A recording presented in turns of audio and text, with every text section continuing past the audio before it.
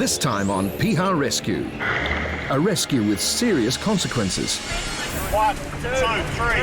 A fugitive on the run at Piha. He'll be on this trek somewhere, it's just a matter of finding him. On the way. A close call for a girl in distress. I want you to slow your breathing down. And a suspected spinal injury. Is now radiating down her spine. Today in Raglan, a steep wall of sand separates the ocean and the beach. Lifeguards use every tool to carve and shape a ramp for the IRB to cross. Bit of erosion on the beach overnight, so in the last couple of weeks we've lost close to 1.5 meters of sand, which obviously changed the rips and currents, so it'll be interesting to see what that holds for the afternoon. Stationed in the new club tower is Club Captain Andrew. So for now we've got our flags down the south end of the beach. We've got quite a big group out there at the moment, so potentially a busy day. On hand today is Piha's Chris O'Neill. Alongside Ambulance Officer Travis, they refresh the team's first aid skills and techniques. So where it meets, bring this through. I'm going to bring this down underneath the chin. Temperatures soar with the sun belting down in a cloudless sky. It's a perfect day to unwind with the family and recharge in the cooling waters. Meanwhile, at Piha, the calm is suddenly broken by the escape of a man in police custody. He is loose in the Waitakere Hills and has apparently injured himself in the process. Police Officer Greg asks 2 lifeguards for assistance in case first aid is needed. And myself might be 2 police personnel here. Alright, so who's coming in? Next coming down from United now. The spinal Greg referred to is the yellow emergency stretcher. Several police units are already in the bush. It's a 10-minute drive and potentially a vast hike to find the escapee. Basically what's happened, we've had a chap run from police we've had to chase. He's pretty much ditched his vehicle and run through the bush. Unfortunately managed to hurt himself while running through the bush, so I've had to go take a couple of lifeguards up. Not quite the relaxing day on the beach hoped for by Nick and Dave, who now have to climb the Waitakere Ranges in the soaring heat. He'll be on this trek somewhere, it's just a matter of finding him. Back at Raglan, the flags are shifted continuously to keep the swimmers safe. Yeah, just trying to move the flags. Just a real strong current down that south end of the beach. So. On land, a worried lady fears for her students, a boy and a girl. I'm just a bit concerned about one of our students are out here. They were waving for a little bit of help, but I can't see them anymore. Lifeguard Ashley quickly responds to check out 2 people at the back.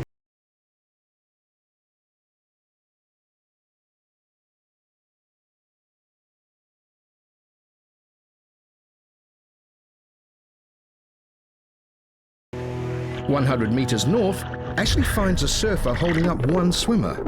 The other swimmer is nowhere to be seen. But 50 meters north, the IRB rescues a girl, helped by lifeguard Lisa, and can't see Ashley's frantic waving. The group tirelessly endure the relentless beating of the waves. Michael, the swimmer, is not coping well. More lifeguards arrive.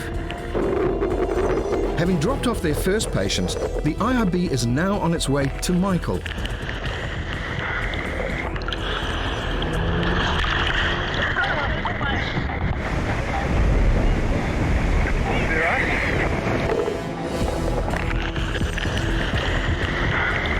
Just as Michael's head goes under, Ruben in the IRB drags him to safety. The woman is still unaware both of these peeled from the sea are her students. How old are they? 16 and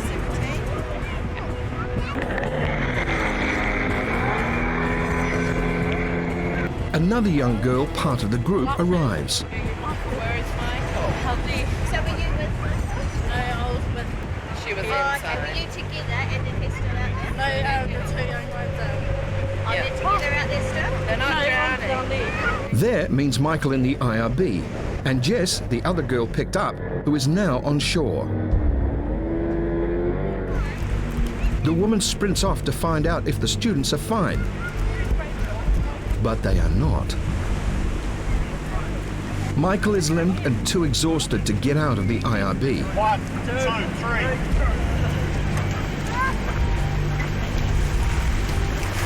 3. Jessie is comforted in the quad by lifeguard Sharpie.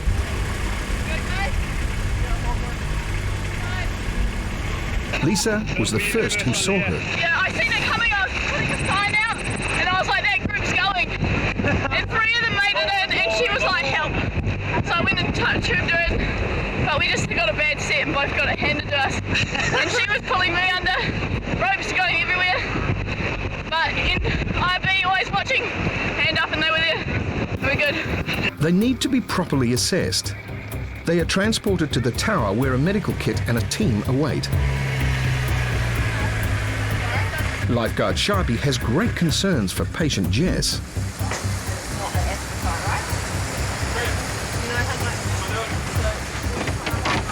Anxiety. We got some warm Anxiety. Just some warm blankets. Yeah, stand down for now. Ruben takes care of Michael. I saw. Focus on your breathing, all right? Yeah, that's okay. Let's get that right, and then we'll... I'm just going to have a listen to your back here, right? Just going to listen to you. Just breathe in normally.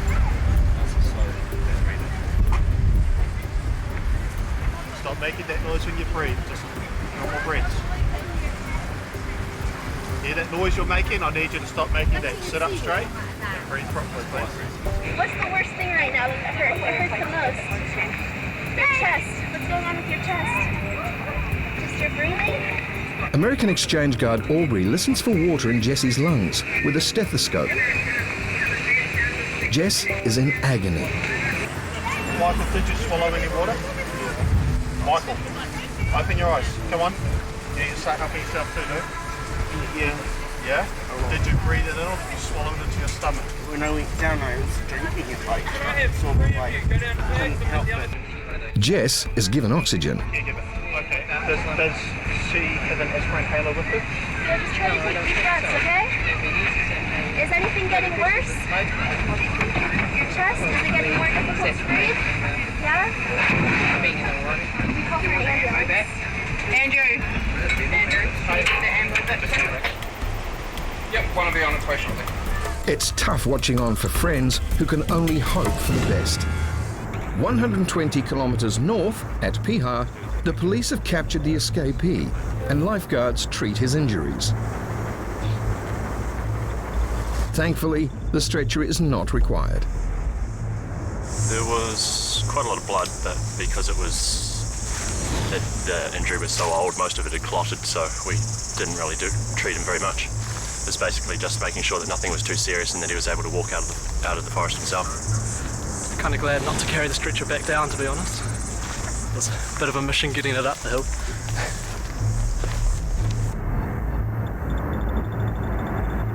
After a half-hour hike back, the fugitive is checked over once more by the ambulance staff before being brought back into police custody.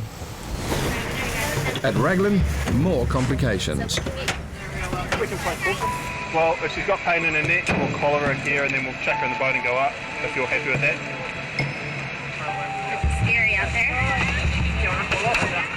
Jess has serious neck pain due to a surfboard hitting her twice. Chin up nice and high.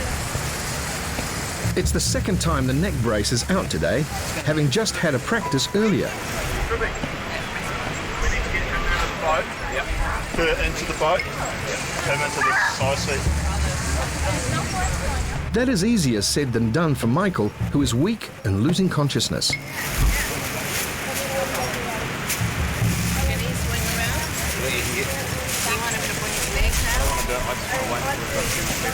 Yeah, both very sort of really out of energy and really slumped when they got onto the boat, so you could really tell straight away that they were having a bit of trouble and it was going to be a bit of work to get them back.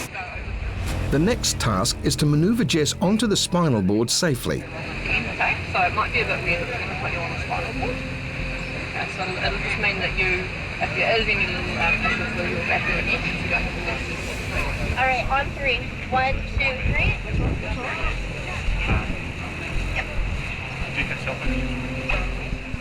While moving her, it is essential her neck is held absolutely still.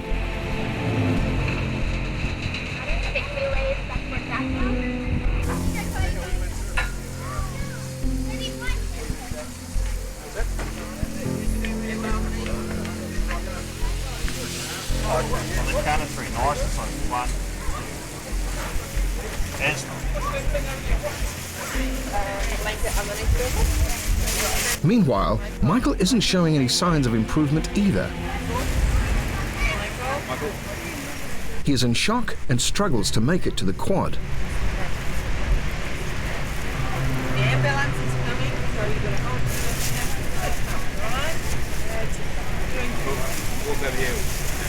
Where is he going to sit? Try and keep up. Okay, one more step. Is there a chair? Very good, mate. All good. Almost there. Go pop in that little buggy, Michael. That's the one. There we go. Almost there. You're doing awesome. Well done. You have done fine.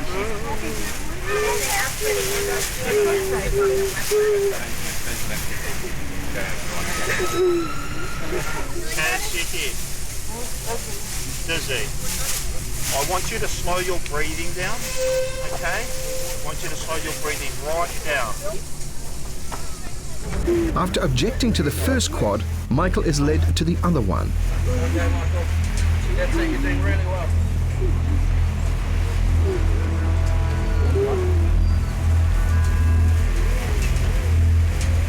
Come on, get those feet walking. Doing really well, mate. That's it. Awesome.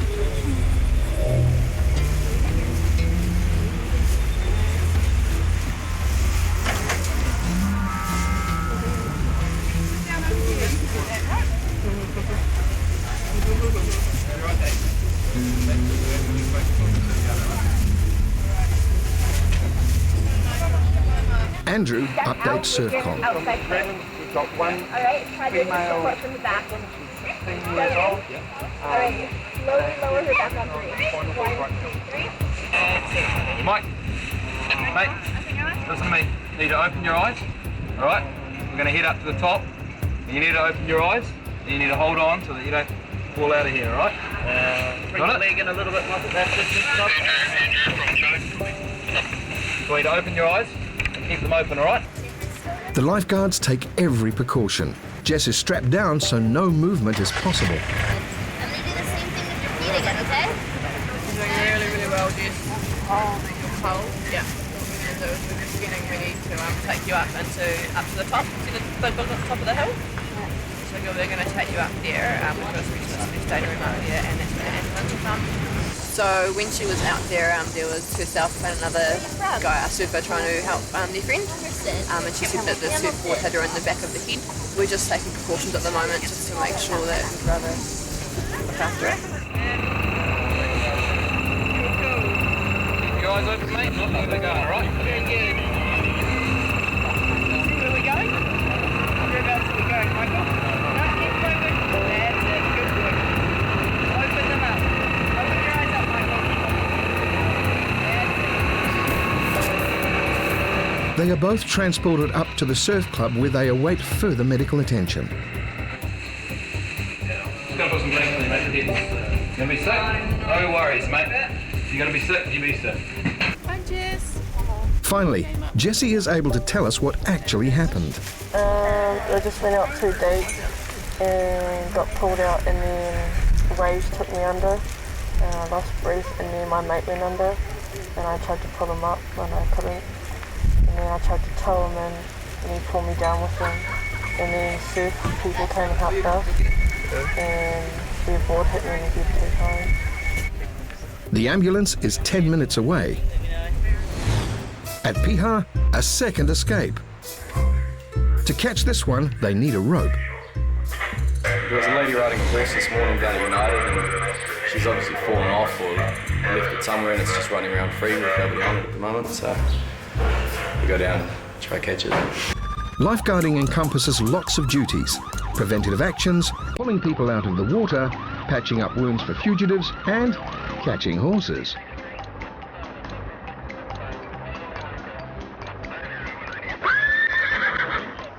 But this horse does not relinquish the reins to Police Officer Will, let alone its owner.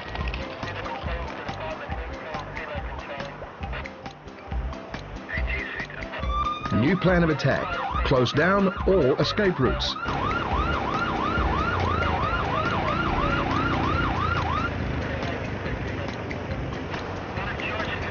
After 10 minutes of Tiggy, the cornered horse finally surrenders to its master. Good result. We'll just walk it back here. At the Raglan Surf Club, patients await an ambulance, while down in the water, another emergency. A girl is spotted well out at sea. She needs a pickup fast. Scampi and Piha lifeguard Chris get the IRB in the water in no time. After the third wave, they see two fellow lifeguards holding up a girl in distress.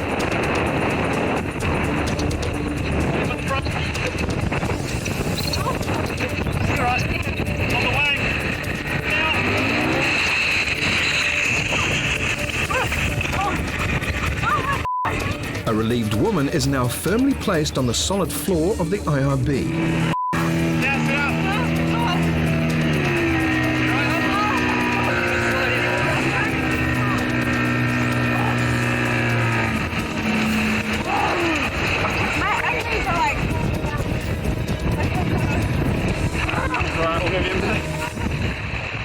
Suddenly, Westpac rescue helicopter approaches Raglan. Those guys up the top. Scampi, get hold of Andrew and find out what he wants us to. Looking for a landing spot.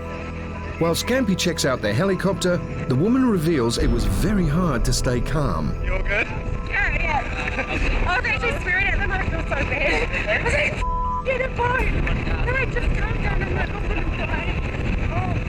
If they're coming down, we need to get ourselves eaten.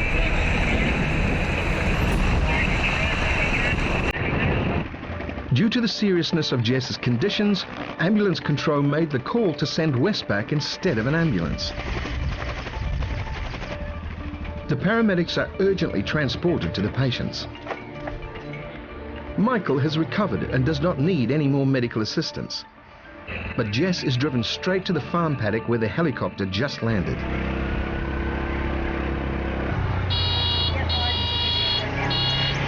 Transporting one status 3 through to Waikato. The other status 4 will not be transported.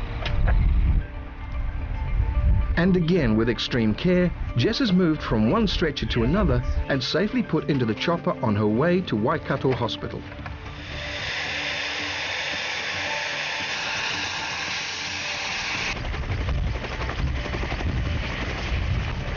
All lifeguards quickly return to the beach to continue their patrol.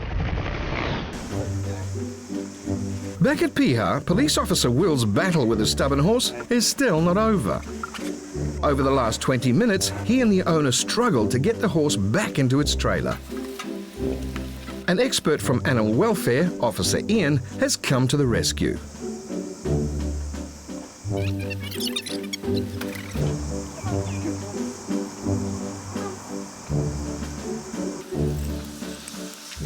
Treats are on offer as a method of coercion.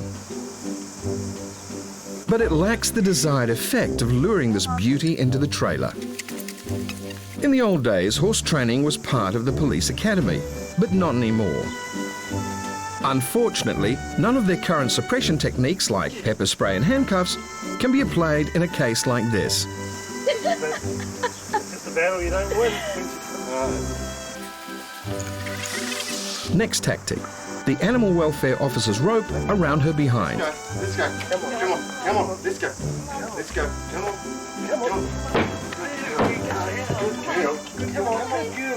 Good girl. Still no luck. Next move, the help of our cameraman, Nimai. You want to drop the camera for a minute, bud? Jump on the other side of this. Yeah, her side? Yeah. I'm pulling her around. Okay. Maybe the horse whispering qualities of Nimai will do the trick. Here we go. finally, the horse is in the float and her droppings left to fertilise the land. The face of shame. It's my first day on the beach. First time she was on the beach. The actual beach ride was fine. It was just getting her onto the float afterwards. Will? Yeah. Oh, well, thanks for your help, Will. Alright. You know, Will came down on the quad bike. And so ends a busy police presence at Piha Beach today. At Raglan, no further incidents eventuate and the lifeguards can safely call it a day. Pretty solid, pretty hard day for all of us, I think. A couple of injuries, we even had the helicopter out today. But yeah, overall everyone's safe, so that's the main thing. Fortunately, Jess, the injured girl, made a full recovery. Next time on Piha Rescue, a bloody collision between two surfers. Oh, good one. That's a decent one. An after-hours search involving 15 lifeguards. Suspicions of child abuse. All I have from police is that a mother has thrown a baby into the blue pool. Fly north. And a missing person. So we're waiting for a Coast Guard airplane to give us some aerial support. I reckon we put a boat in.